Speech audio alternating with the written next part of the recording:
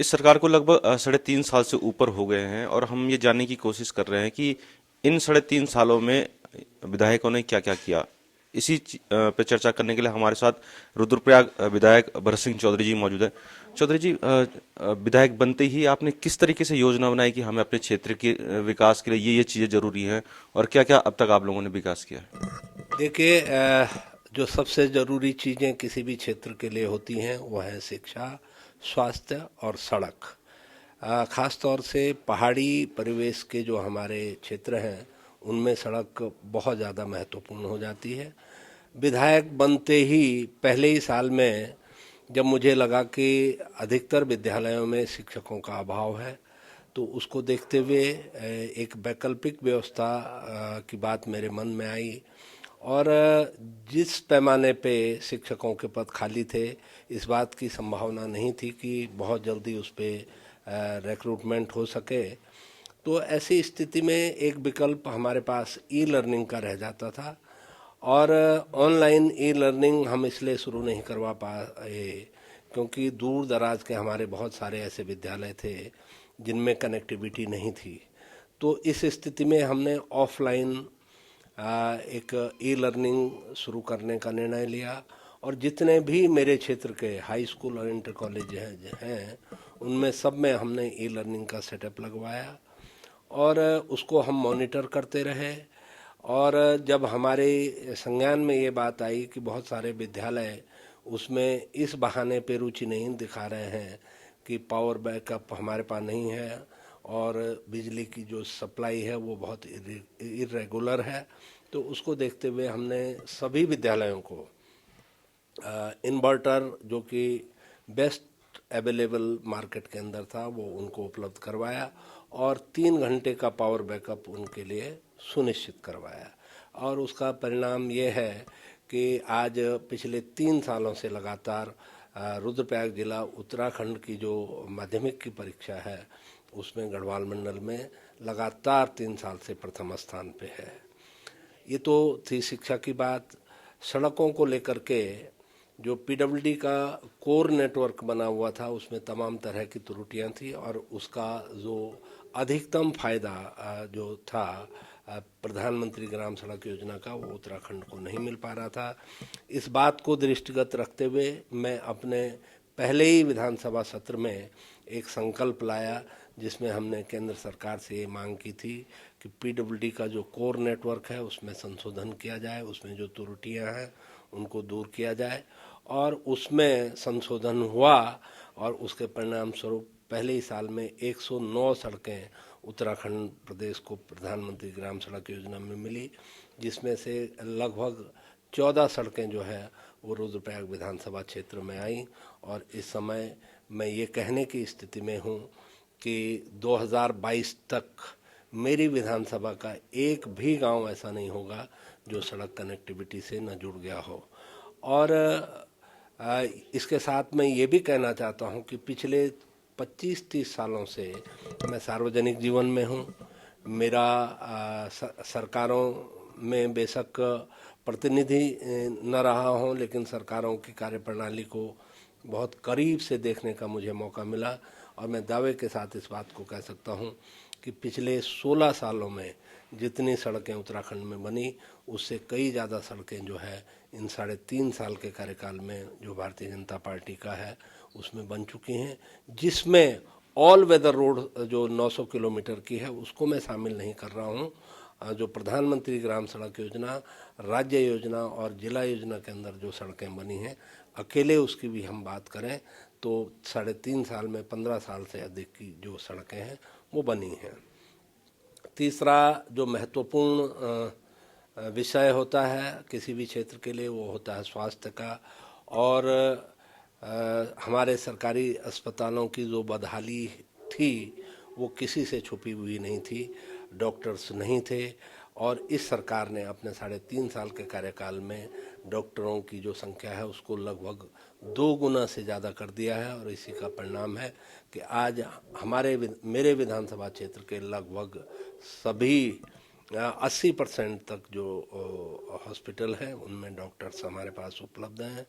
District hospital में हमने blood bank की स्थापना की, जेरिएट्रिक वार्ड की स्थापना की। 22 लाख रुपए की लागत से मैंने वहाँ पे लेप्रोस्कोपिक मशीन लगाई, जिससे दूरबीन विधि के जो ऑपरेशन हैं वो रुद्रप्रयाग जिला चिकित्सालय में हो सकें। Gas authority of India limited के सौजन्य से 3 हमारे पास डायलिसिस मशीनें आ चुकी हैं। कोविड की वजह से हम उनको शुरू नहीं कर पाए, लेकिन बहुत जल्दी हम उनका भी डायलिसिस का जो काम है वो हमारा रुद्रप्रयाग में शुरू हो जाएगा। जेरिएट्रिक वार्ड जो हमारा बना है वो वर्ल्ड क्लास का बना है, और जो बुज़ुर्ग लोग हैं उनके लिए एक बहुत बड़ी वो सहायता वहाँ पे है।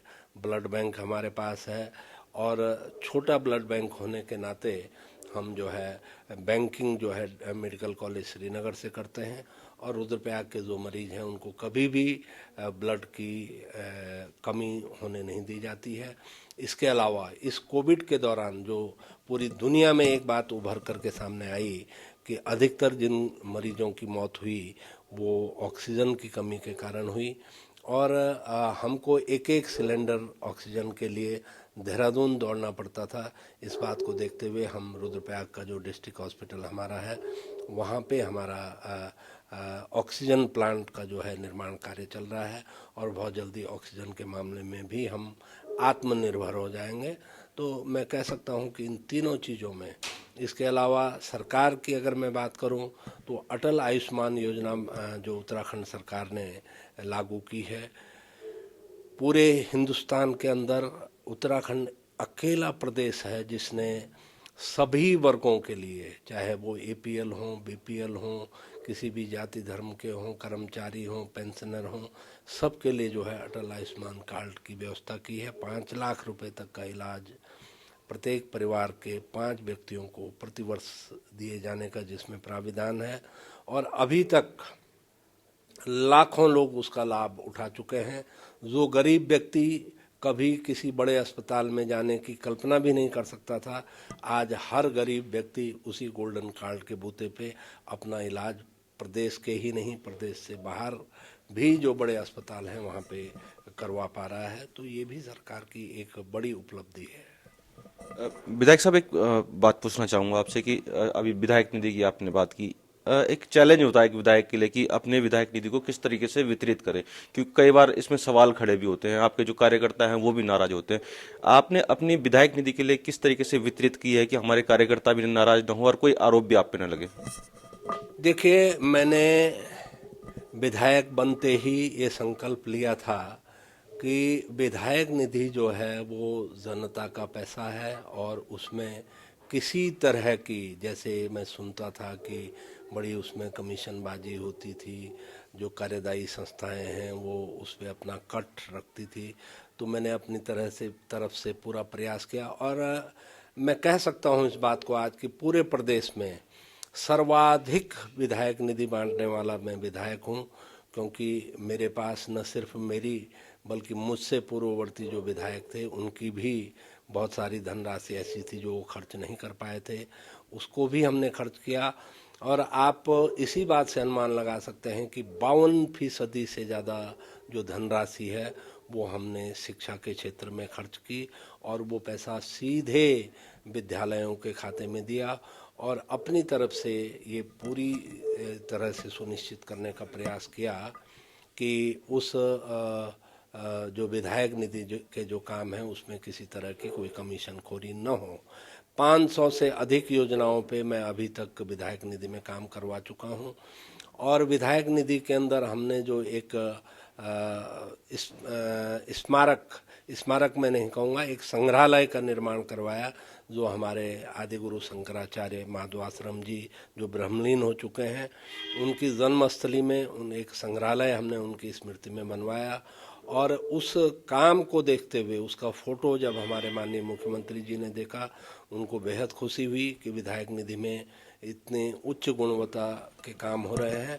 और उसी का परिणाम था कि वो स्वयं बेंजी गांव में, दूरस्थ गांव है रुद्रप्रयाग जिले का, वहां आकर के उन्होंने उस भवन का अपने हाथों से शिलान्यास किया।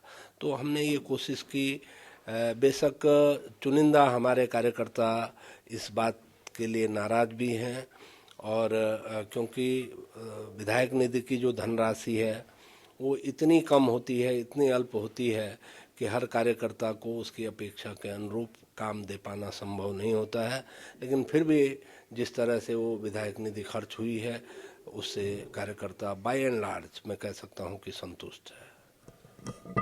विधायक साहब, ये जो लॉकडाउन हुआ है कोरोना के कारण, ये बहुत सारे चैलेंज हमको लेके आया है। सबसे बड़े चैलेंज ये है कि हम रिवर माइग्रेशन कैसे कराएं, और आपकी सरकार भी जिस तरीके से लगातार प्रयास कर रही है कि जो लोग वापस लौटे हैं वो यहीं रोजगार लें, यहीं आत्मनिर्भर बने, तो इसको लेकर, इस दिशा को लेकर आप किस तरीके से कार्य कर रहे हैं?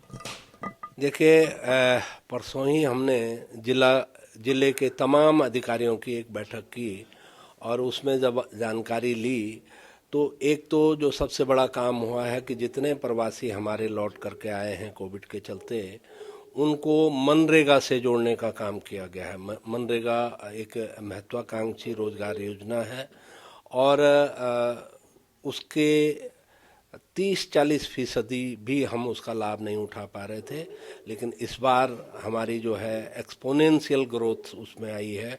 बहुत धनात्मक वृद्धि जो है उसमें हुई है और लगभग 9,000 प्रवासियों को हम जो है मनरेगा से जोड़ने में सफल हुए।